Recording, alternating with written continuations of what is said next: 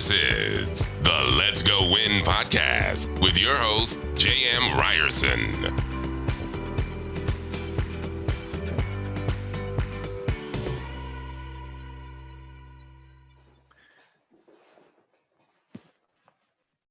What is happening, you guys? Welcome back to the Let's Go Win podcast. And we are always here to help you be happy, healthy, wealthy. That is always our intention and our goal. And by doing that, getting better every single day.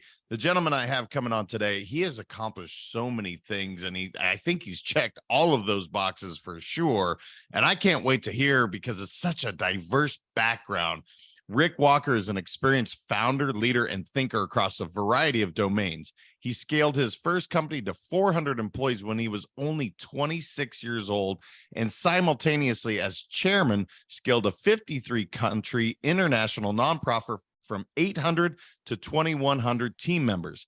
Simultaneously, while helping his hometown of Houston attract over $5 billion in job creation investments. Rick's volunteer service also includes stints as a director of a college in the Middle East and chairman of a $250 million charitable foundation. His 3:30 a.m. wake-up call helps him fit everything in.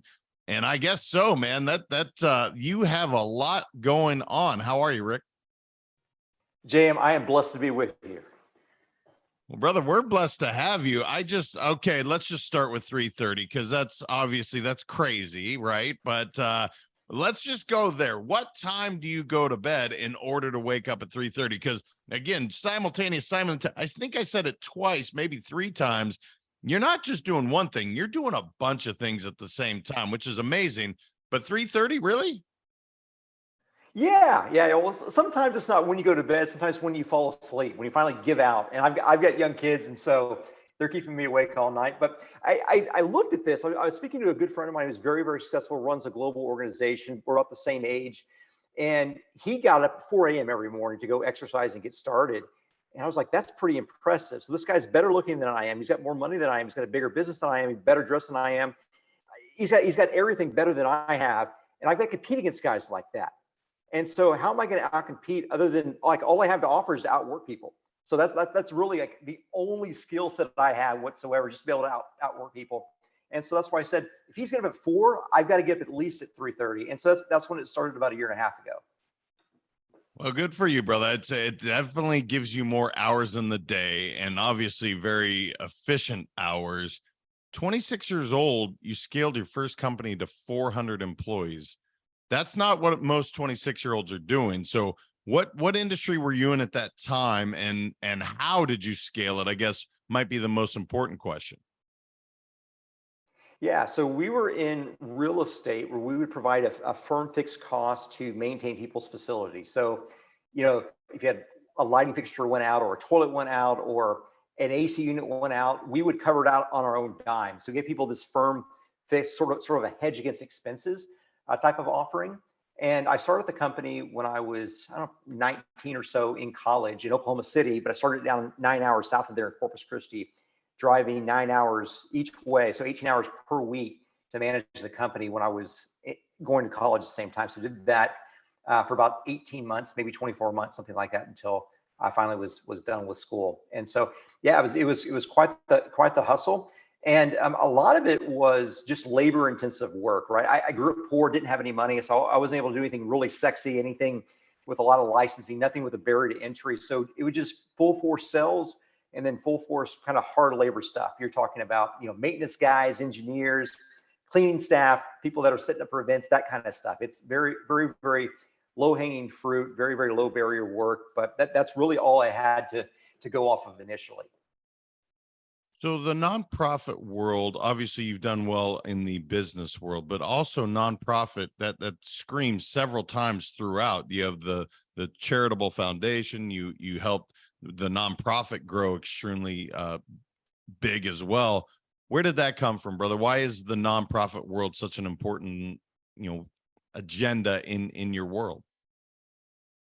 Yeah, so there's this great line of Lewis that says something to the effect of, you'll never really own that which you've not given away. That if you really want to own something, you'll give it away. You'll possess it somehow, kind of outside of the natural world. And it alludes to this idea that if we hold things close to ourselves, if we're greedy with what we have, not only our money, but also our skill sets, that we eventually just lose it. We waste it on ourselves. But if we give freely, that then perpetuates back into the cosmos or into heaven or whatever your belief system may be, because it's good for the rest of humanity. And so I learned very early on that if I wanted to keep something, I had to give it away. And so money was the first thing. And the second thing was a little bit of leadership skills, a little bit of life lessons. And as I got involved with these various nonprofit endeavors, JM, I realized that I could apply my managerial skills, my leadership skills that I learned in the marketplace into nonprofits to help scale those and help those grow along with the capital that I had earned. And so those two went hand in hand, and God blessed us, and we grew a little bit in both domains simultaneously. Well, and I think growth is the overall theme that I'm seeing. And obviously, I love what you said. In order to keep something, I have to give it away. That's a beautiful statement. I hope everybody heard that. But growth is something that you seem to have a natural God-given talent, or you have a system. And I'm really curious to see, because again, scaling that to 400, going from 800 to 2100, we're talking about 5 billion. These are big numbers. And I'm curious, what is that? I know it's not ever just one secret ingredient in the sauce, but what is it for you that's really allowed you to have such sustainable growth, scalable growth? What do you really bring into the table, brother? Because you said a really important word, lead, and I want to dive into that. But is it just leadership, or is there more to the story? And I'd love to hear about that. Well, I'm gonna tell you something that I've never shared with anyone, at least on video. And I've been thinking about this conceptually over the years, maybe doing a podcast or sharing some of this. I look for risks that have asymmetrical awards on the other side of them. So risks that have asymmetric awards on the other side of them. Oftentimes we do things that are incredibly risky with no reward. I think of alcohol use, for instance. When, it's great. I look really cool holding a great bottle of wine, a great glass of wine, but there's no reward on the other side of that unless I'm interested in my own fame. But there's devastating consequences as a potentiality of it, right? Even if it's 0.1%, there's still that potential of complete and utter devastation with no offsetting reward. So I think in terms of reward and risk, and whenever there's an asymmetrical reward for a limited hedged risk, that's something worthwhile considering. And so that also means that I strike out a lot. I fail a lot. I make a lot of mistakes. It's one of those things where I know that I'm going to lose 90% of the time because I'm always going for home runs. And so if you can get used to failing over and over and over again, but also you have these iterative feedback loops to learn from your lessons, you start to take bigger risks with even larger consequential asymmetrical awards on the other side, knowing that you're getting better. And sometimes those hit. Well, I love the idea. I mean, literally the tagline of the company is getting better every day. So I love that. But I want to dive into the mindset where you're saying, look, here's the risk, and I fail. I'm a professional failure. I'm really good at it. And by the way, I'm going to hit a single. What do you know? That was a triple. I knocked one out of the park. But I want to talk about those failures, Rick, where it's like, man, I literally struck out, and it was epic. This strikeout was like, wow, didn't even get close to the ball, using the baseball analogy I went down. What about the mindset that allows you to say, that's okay, let's get back at it, let's try again? I want to dive into that because I think this is when I talk to people that have been deemed successful, that you're talking about the guy that's better looking and has the bigger company and all that. Those successful people that you see, failure is a part of their DNA, and they really not only accept it, they embrace it. I want to talk about that and get into your mindset to say, how does it feel when you do fail? What are you telling yourself to get back out there and do it again? I think it was Maxwell that coined the phrase, sometimes you win and sometimes you learn. And that is the posture through which I faced failure. I know that I'm going to fail a large percentage of the time, but I'm also going to learn because I'm not failing for nothing. There's a purpose behind the failure. I think Chesterton said something about the framework and the posture which you should approach failure and approach the ascent into a pursuit, knowing that you could potentially fail. He said that humility is the mother of giants. One sees great things only from the valley, but when you're from the mountaintop, everything looks so small. That if I approach my pursuits with humility, knowing who I am and the perspective of the things I'm looking at, and I realize I'm in the valley, I can see greatness, I can see grandeur, I can see beauty of the mountains, of the potentiality of what else could become. But if I'm already on the mountaintop, and I think of myself as already a great person, a knowledgeable person, a really wise person, I'm going to look on everyone else and see them as small and uninteresting. And so I think that pursuing great things with humility is the ultimate mindset that one may have. Now, let me tell you about can I tell you my greatest failure business-wise? I love these. Yes, please. Okay, and again, I don't think I've ever shared this on video either, but probably my early 30s, I took the entirety of our limited life savings, my wife and I put it all into building a commodities exchange. I paid a team of developers to build an online commodities exchange, bid ask, hedging, options market, everything. And then I went on this tour to raise capital to really scale it, because I need to actually make the market as well, because it was a non-existent contract type. And we did simultaneously with the IP work and everything. It just got really, really expensive. And I was at a trade show I think it was maybe at the Athletic Club or the Met or whatever it was in Manhattan. And it was one of these things, these guys had paid like $2,500 to get into the door. So they were all very well qualified investors. And this guy walked up to me and said, "Hey, here's my card. I'm offering you $15 million for a 10% equity right now. It's either you take it or leave it." And we had no revenues. We hadn't even finished building the product yet. It was really just an idea. And through my pride, I rejected that. Now, I second guessed myself when I got home, and my wife kicked me in the pants and said, "Why didn't you at least take some money?" And of course, I tried calling the guy back. No answer, no response, never heard anything back from him. And the whole business, we just ran out of capital. And so I've learned that it's said that pride comes before the fall. I think that's what the Jewish scriptures say. And that's so true. That's so true, that if you want to really just wreck your life, put pride first, be a prideful person. And so that's why the inversion of the prideful man is the humble man. And I think that's the best mindset to go forth and seek out opportunity, but knowing that you're going to fail a lot. So the big learning lesson here, I'm guessing, and again, I won't put words in your mouth, but let's table that pride. Let's put the ego aside. What did you really gather from that to say, wow, 15 million for 10%? I mean, 10% of the equity of the company. This is not a lot, and 15 million is a sizable number. What was the learning experience for you, Rick? What did you really garner from that experience? I got this idea about what's really valuable in life. Like, is the risk of taking a little money off the table, is that worthwhile to offset my greed, right? I had to have 100%, and I rejected the 10% because 90% wasn't enough for my greedy self. And it was really a time of reflection. And James, I would be lying to you to tell you that I realized that as soon as I got home, my wife called me an idiot.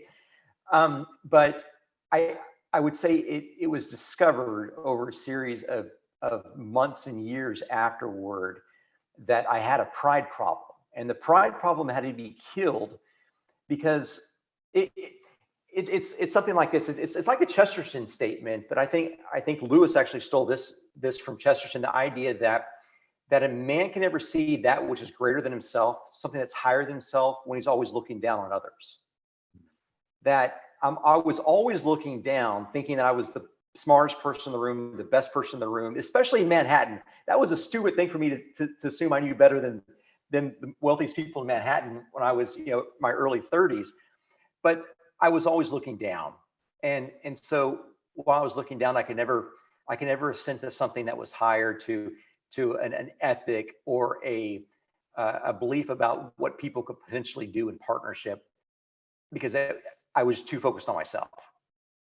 What a valuable lesson to learn, though, because as I'm reading your bio, I'm going, look, this wasn't accomplished alone, right? And collaborations and partnerships, they're not easy all the time, right? They can be tricky, but what an amazing lesson to learn, to say, all right, I missed on this one, again, maybe not a strikeout, but I certainly missed that one.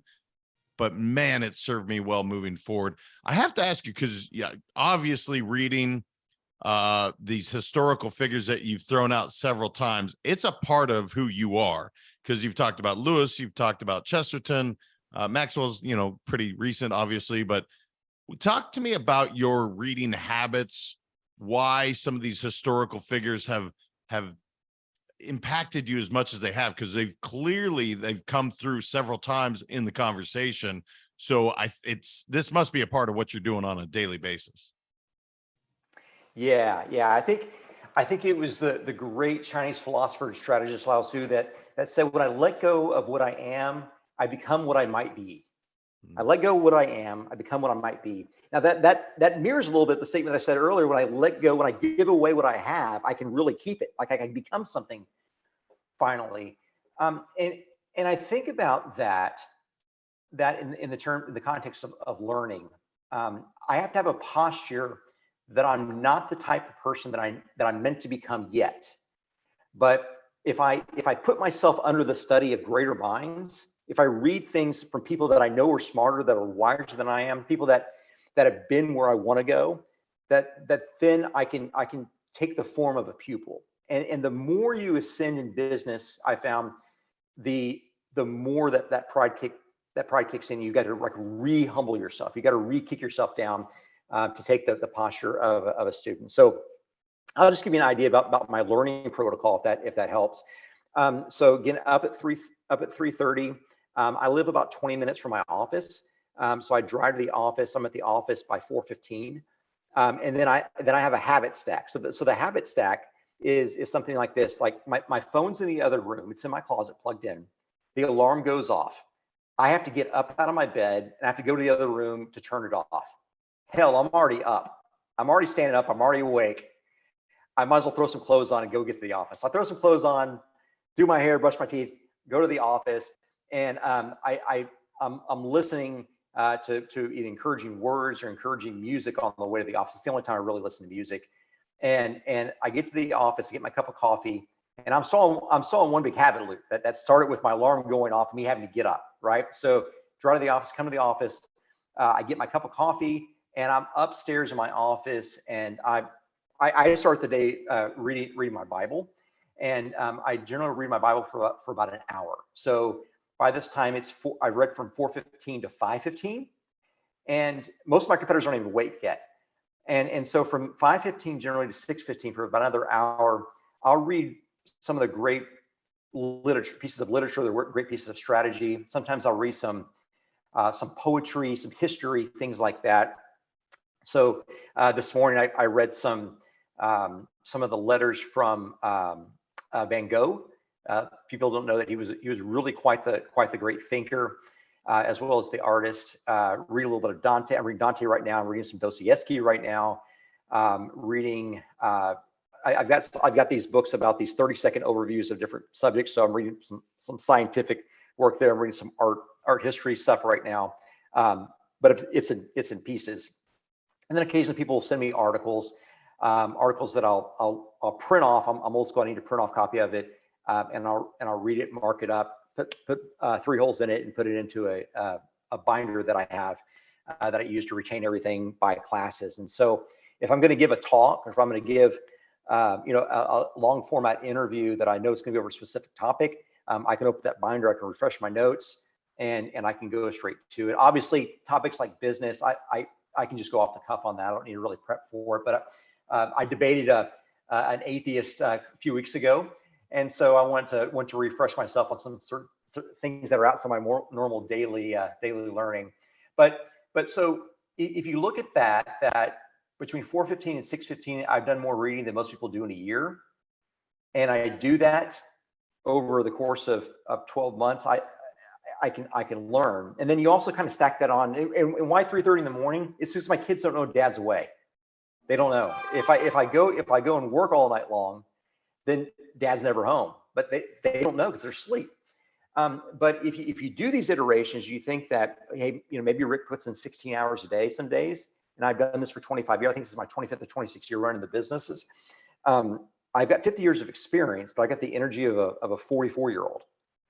And I've learned more in maybe in the last 12 months than most people learn in a lifetime, just through reading and studying and thinking. I can add a lot of value in a very short period of time. I think. And so again, that's my goal, is to offer and to give value, not to take value for myself. And so the more work I put into me becoming the type of person that I should be, it's more additive to humanity around me from my very limited perspective here in the Valley. Well, I'm a huge proponent of reading. I'm not doing that much reading, but that is remarkable. And I love all the different authors. You mentioned my favorite philosopher, Lao Tzu, literally every single day, Tao Te Ching and Change Your Thoughts, Change Your Life. I go through at least one segment per day. One of the things that you mentioned earlier, and I want to get into this because leadership is such a core principle of Let's Go Win, of what I've found to be successful in life and in business. And one of the things that you have as a topic is leading through adversity. And I really want to get into this because clearly markets go up, markets go down. Good times are happening, then there's bad. And I think when we can get that leadership through those tough times, that's when companies don't just fly by night and they stay. So talk to me about that, Rick. What are some of the core principles when it comes to leading through adversity that you've found to be most successful? We have to understand what's happening to us. That either you have the thinking or the thought that everything just happens for no reason, and you're going to get what you can for yourself, and you're going to shower fame on yourself as a lifestyle, or that you're part of something bigger, that maybe JM and I and everyone watching are part of a meta narrative, or part of a grander story of humanity, that we're here for a few short years, but we're playing into a greater story.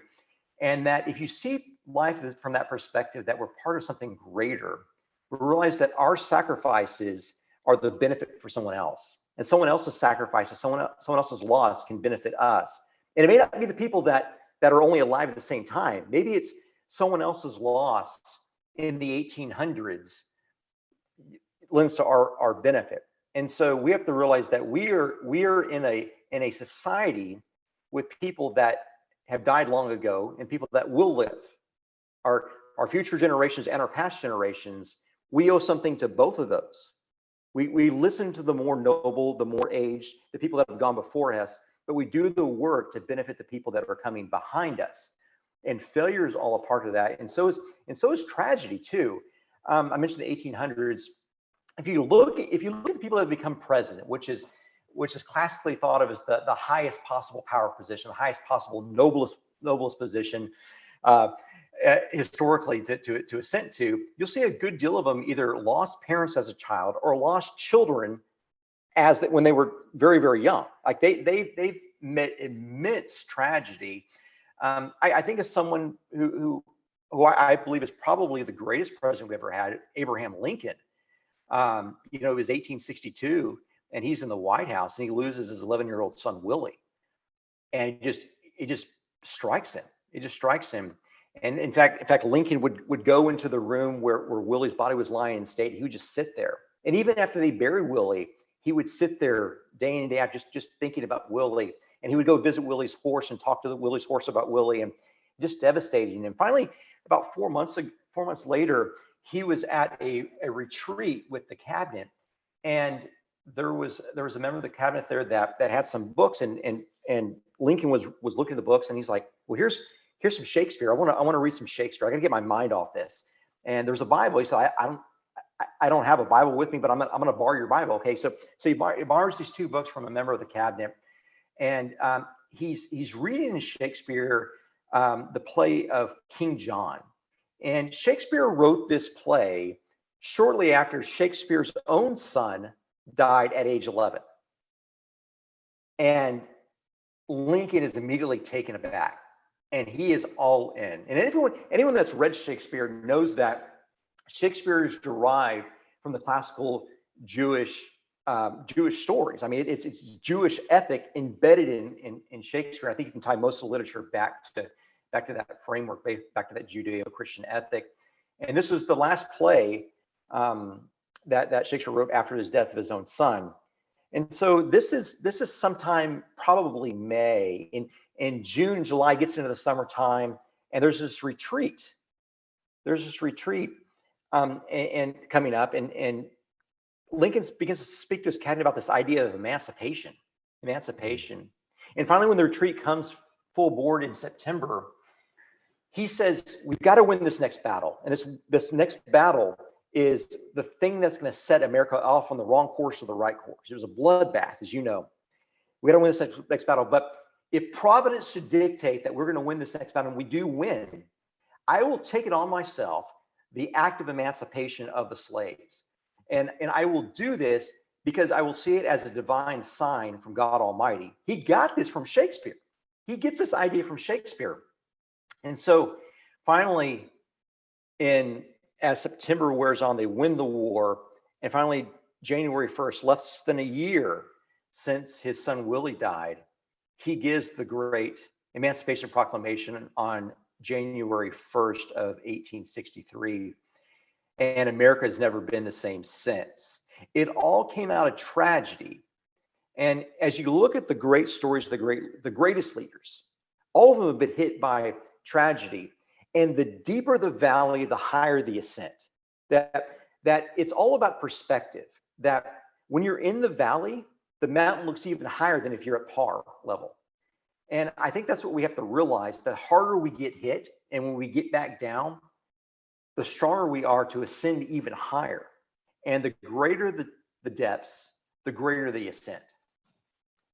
Yeah, he's an incredible figure. I mean, gosh, so much of what he accomplished, his failures are notorious in how much he didn't succeed, and yet kept after it. I didn't know that specific story, but I love that. I want to ask you, because there's one last topic on leading, and it says leading differently, the nonprofit to the business. And I'm really curious on this because I do believe in core leadership principles, but not, my wife has a nonprofit. I don't share in that. I support her, but I don't lead that. So I'm really curious, Rick, to see, and maybe this is just a selfish question, but how different it is to really lead these two teams. And is it vastly different? Yeah. So when you're leading a business, you have policies and procedures and processes and systems because you're in it day in, day out. I'm kind of thinking of the entrepreneur or the CEO, the person that's actively managing the business. It's a little bit different if you're on the advisory board or the governance board level. But in a nonprofit role, it's very, very similar. But if you're on the governance board, right? Most of the governance boards have like Robert's rules as their order of working and process. But if you're actually following those, if you're actually talking about those, you've already lost. Because the role of the board member in a nonprofit is to support the mission. And you're supposed to do that with, it's got to be heart first. It's not head first. It's got to be heart first. And in business, it's a little bit more head first, I think, in the pursuit. And so the directionality of both are guided by two different principles. It's not that they're both trying to do something specific. It's that in the nonprofit work, the why matters than the what, more than the what. The why you're doing what you're doing matters more than the what you're doing. You You could refocus the what, but the why always stays the same. That's why everything directly above to mission, when you think about the hierarchical standings of, OKRs and tasks and missions and goals and strategies, things like that. But in the business, it's really what you do. It's hard to do a pivot. In fact, if you're going to do a pivot, you might as well just tear the business up and start anew, from my perspective, because you got to rebuild the culture anyway. Now, for the individual that work in that organization, the more individuals that you have that are focused on the why of what they're doing in the role rather than what they do, the more their identity will be tied to something higher, right? If I say, hey, I'm a CEO, like that's my job, that's who I am. Well, as soon as my job's gone, my identity's gone. Who am I? I don't know what I'm doing.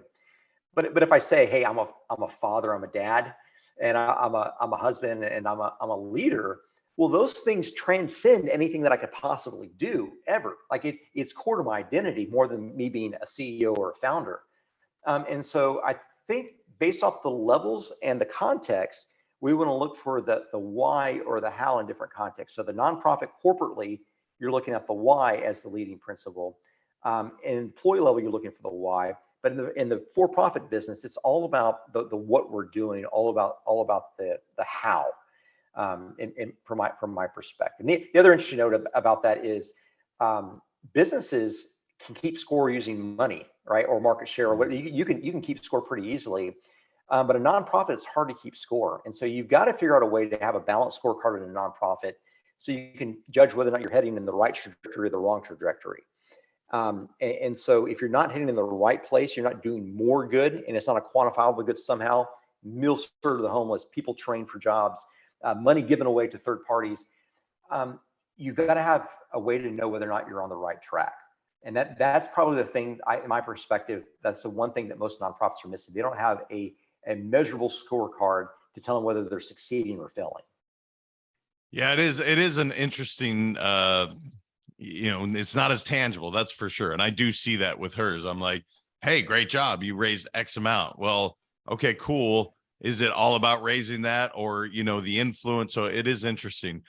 I have to ask you, you just casually mentioned that you had a debate with an atheist. How does this come up, brother? You're walking down the road and it's like, hey, man, we're going to have a debate. Or this sounds like you had a little prep time. So was this a public forum that you did this on? I'm really curious. Well, it's funny. Actually, he just published it in the last week or so. And so I think if you search my name on YouTube, you'll be able to see it. But we're going to do a follow-up debate. This guy I've never met before, and we're just trying to build some relationships and make some contact and try to help more people on more podcasts. And one of the outreach was this guy heard that I was a believer, and he said, well, I love to have believers. I love to beat them up on my podcast. And so this guy did, I can't find any education about the guy. I don't know how he's classically trained. I know that he's even traveling around debating like professional apologists in public forums, because I think I saw one or two ads about that. And I thought, this could be interesting. And I've never done a debate before. And it was a little bit of a bloodbath, I would say. It was not, we were able to joke around a little bit about it. But it was very much his bully pulpit. And I think he would probably agree with it. It's his bully pulpit to make me defend what I believe. But it's also one of those things I want to be able to stretch myself. And if I know that I have the possibility of being embarrassed in a very public forum, I'm willing to put myself in that, because the greatest thing I can do for myself is to make myself uncomfortable. And it didn't go the way I wanted to go, but I think that at least not every moment did not go the way that I wanted to go. But I think conceptually I was able to communicate and answer very, very difficult questions about why I believe what I believe in a very, very hostile format. And I think that we have a mutual respect for each other that came out of that, so much that I think we're going to do another one next month or two. I love the fact that you're able to do that, right? That we're having an open forum to say, look, I don't agree with you, but here we go. I'm curious. I don't believe I've ever changed one person's opinion, never once. I don't believe that I've ever done that. I've changed their belief, excuse me, not opinion. I've never changed someone's belief. Do you feel anything influenced either side where you're like, okay, that's interesting. It's so vastly different than where I believe, but I can see some merit to what you're saying, and vice versa. Did either side go, I never thought of it that way? Yeah, I think from both sides there was probably some of that. I think a lot of the conversation centered around this idea of evil in the world, and Mm. that's a very, very tough subject. When you look at childhood cancer, you look at wars that ravage nations, you look at the Hiroshima bombs in Japan, all the innocents killed. Like, it's a very, very tough topic to speak through and to think through. And we spent the majority of the time talking about that. It's not a subject that I was um, I thought about it on occasion, reasoned through it, but it wasn't something I really ever spent an hour discussing with someone in a recorded format. So that was something that made me think, and he kept me on my toes, and he did a great job doing what he tried to do. Now I think I came at it from a little bit of a different angle, and I think it was a little surprised the angle that I came at it from this idea of what kind of world are you going to invent. And I won't be overly religious in this, but this idea that we as humans like to invent our own gods, and we prefer ourselves to be the own god, and we want to serve ourselves. That's what greed, that's what lust, that's what power is all about. And the better god that we can invent for ourselves, the more we can satisfy our own selfishness. And so this idea of us serving others, or God forbid, serving Allah or Jesus or whoever it might be, that's so repulsive because it puts ourselves in some servience to someone.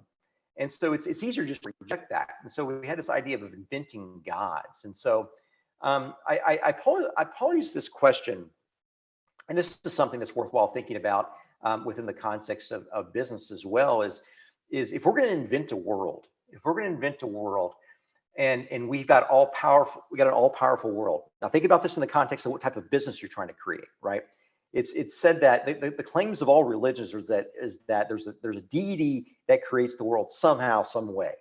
And so business entrepreneurs, you create a business, you create an organization somehow, some way. And so if the argument is from the atheistic perspective, this is from the business antagonist perspective, that you created a world, but it's like there's all this bad stuff, there's all this evil stuff in it. So they're implying that there should be a world that the better world would have been the one that we would have created that has all the perfection in it. There's no tragedy, there's no evil, there's no cancer, there's none of this struggle in it. They want to have a candy land of a world, and it's like the person in the business that's the antagonist that says we should never have to struggle for anything. That we're running low on funds. You should never, if you were running the business right, if you knew what you were doing, you would never run out of money. It's that sort of person. So there's corollaries there. So they put forward this idea of a perfect world and or a perfect business, however you want to put it, in the religious context or the business context, that has, it's all candy canes and fairy tales and everything else. Nothing ever bad ever happens. And so I posed the question, like what if the goal of God, what if the goal of the founder is not to make money, it's to tell a beautiful story with their life? What if the story, what if the God that I'm proposing, his goal is not to accrue power for himself, but to tell a beautiful story? And if he's God, he should be able to tell the maximal type of story with the best type of love, the maximal type of love, because he's God.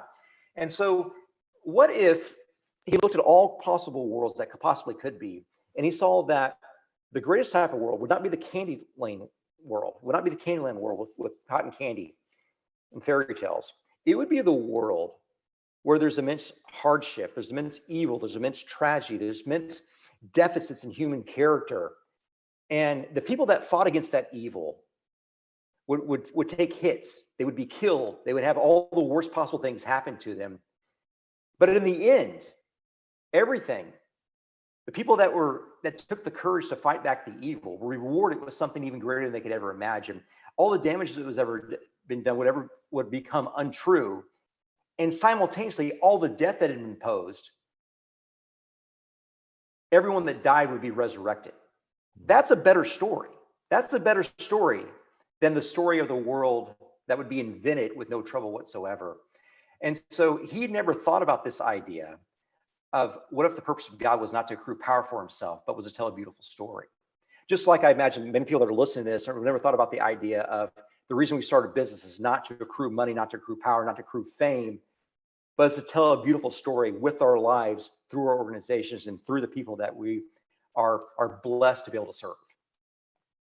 Yeah, it's actually, it is a cool way to look at it. And as you're talking, I just, I was thinking of Candyland. I couldn't, you put that image in my mind. And even in Candyland, you slide, or maybe that's Chutes and Ladders. Shoot, I haven't played Candyland. I don't have young kids anymore. But there's always like you said, the peak in the valley. We can't know light without dark. So it is fascinating. Man, this flew by, Rick. I can't believe it. Anything I didn't know enough to ask you that you're like, JM, I gotta leave this with your audience before we wrap up? Well, so my central thesis about leadership is that leadership is about people. It's about understanding people, about understanding the context of people, where they come from. And I can't understand the context of someone that I sit across the negotiating table from, or the partnership table from, without understanding who they are. And if I'm going to understand who they are, I have to understand not only their religious beliefs, but I have to understand how characters throughout the world have interacted with one another. I've got to understand the great literature. I've got to understand music and art. I've got to understand war strategy on how to approach them. I've got to understand the great philosophies of the world.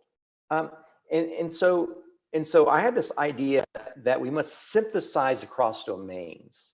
We must see the corollaries, like we saw in Lincoln's devastation that came out and turned into probably the most magnificent thing that the country of the United States of America had ever done since, and ever maybe will ever do, by freeing slaves. That the depths of that tragedy led to the highest ascent in what we could do to free those made in the very image of God. That we would never put the two things together unless we're able to synthesize history into leadership. And you do this throughout, for instance, music. Hearing the great solo trumpet, you know that there's a hero on the horizon. When you hear the entire trumpet section playing in solely, in unison, like you would do in a great John Williams piece, you know the army is here, that you have a whole army of heroes. But we would never know that unless we understood how music functioned in the context of leadership. And so my encouragement for people would be to break out of your shell and look at other domains. Look at other domains and learn not only how the world works, but also learn about all the things that have influenced the people that you're dealing with. Influences they may never be aware of. Like I mentioned, Shakespeare was heavily influenced by the Jewish scriptures. Like I want to go back to the source material. I don't want to go through the medium there. And people that read Shakespeare don't realize where the source materials originally came from. Just like people that you deal with don't realize why they believe what they believe. And so I would encourage just to have a voracious appetite for learning, but also for caring and empathizing with people. And I'll leave you with one final comment about leadership within that context. It's that we as leaders must be voracious. We must be overtly demanding on ourselves and with ourselves, but we must give grace to others. We must be demanding on ourselves, but give broad and generous grace with others. And I think that's the correct posture through which we can effectuate the change that we hope to see in our communities, in the world, in our families, and yes, even in our businesses. Well, it would certainly lead to more towards Candyland atmosphere, I guess, to bridge that gap is, if we allowed some grace to one another. And I think, I really hope people have started to do that, especially since the pandemic. I mean, give each other grace. I love that message. Rick, if my audience wanted to reach out to you, find you, listen to you on, debating an atheist or your business philosophy, where's the best place to connect with you online, brother? Just kind of hear what you're doing. Cause again, you have your hands in so many different arenas, but where's the best place to connect with you online? Yeah, so Rick Walker TX is the handle on YouTube, LinkedIn. If you want to look me up on LinkedIn, just Rick Walker. or even Twitter or Facebook. But I hang out on Twitter every once in a while. I'm on LinkedIn. I've got a whole team actually working my account on LinkedIn. That's always fun. And then YouTube will generally put out a video about these sorts of concepts every week or two. And so I'm around. Look me up. Awesome. Well, you're a wealth of knowledge, brother. I fascinated throughout. And I mean, literally, this could have gone on for a whole lot longer with just asking questions. But thank you for showing up. Obviously, your day is not even, I mean, you're like 6 hours in and you're like, hey, man, let's keep rolling. But thank you for coming, man. You're awesome. James, thanks so much for blessing us and blessing your audience. I really appreciate everything you're doing. Your content is so fantastic, and I appreciate you calling us higher to become better people. Thank you, brother. I appreciate that. You guys, look, he quoted, I don't even know how many different philosophers and authors throughout history. Everyone can learn something from this, and these are just snippets. And he's telling you some really, really impactful habits. He called it habit stacking, which is a fantastic concept. If you don't know it, there's plenty of research out there, but there's so much to glean from this episode. Please share this with someone that you know and care about, because they will learn as well. Until next time, remember, your mindset matters. I appreciate you all so very, very much. We'll talk to you very soon. Thank you so much for listening. If this content is delivering value to you, please make sure to subscribe, rate, and review us. That helps us build this community, and that is what we are all about. Building this community as big as we can, helping as many people as we can, and deliver as much value as possible. Be sure to head over to letsgowinpodcast.com for information on my coaching courses, and make sure to follow us on Facebook, Instagram, and LinkedIn at Let's Go Win 365. Let's go win and transcend in life. This is the Let's Go Win podcast with your host, J.M. Ryerson.